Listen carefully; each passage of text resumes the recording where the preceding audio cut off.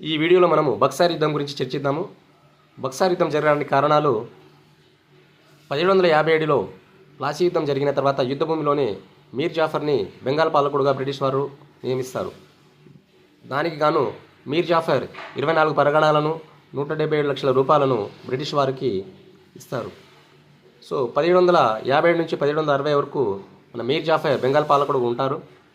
ఇదే కాలంలో బ్రిటిష్ వారి ఆధిపత్యం మరింత ఎక్కువ అవడంతో సహించని మీర్ జాఫర్ బ్రిటిష్ వారికి వ్యతిరేకులైన డచ్ వారికి సపోర్టుగా ఉంటారు. ఈ విధంగా 1759లో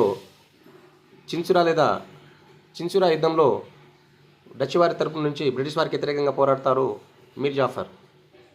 సో బ్రిటిష్ వారు మీర్ జాఫర్ తనకు అనుకూలంగా ఉంటారనుకుంటే వ్యతిరేకంగా మారడంతో మీర్ జాఫర్ని బెంగాల్ పాలకుడుగా తొలగించేసి అతని అల్లుడైన మీర్ కాసింని బెంగాల్ పాలకుడుగా నియమిస్తారు.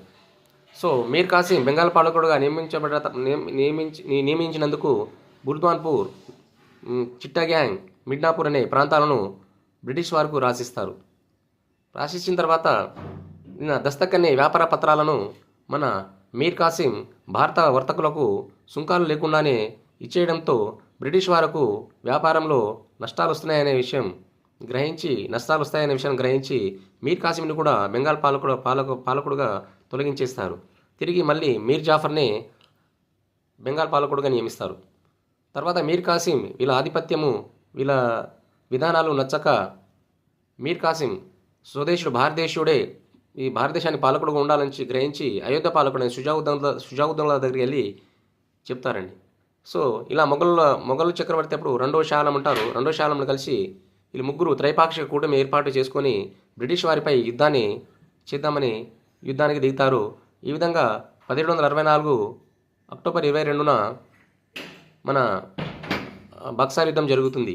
అప్పటి British governor general Vansittart, British సైనికాధికారి హెక్టర్ మన్రో ఉంటారు. ఈ యుద్ధంలో త్రైపాక్షిక కూటమి ఓటమి పాలవడం, దాంతో దీని కారణమైన మీర్ కాసింని చంపేయడము, తర్వాత మన రెండో షాలంని అలహాబాద్కి పంపించేయడము ఇలాంటివి జరుగుతాయి.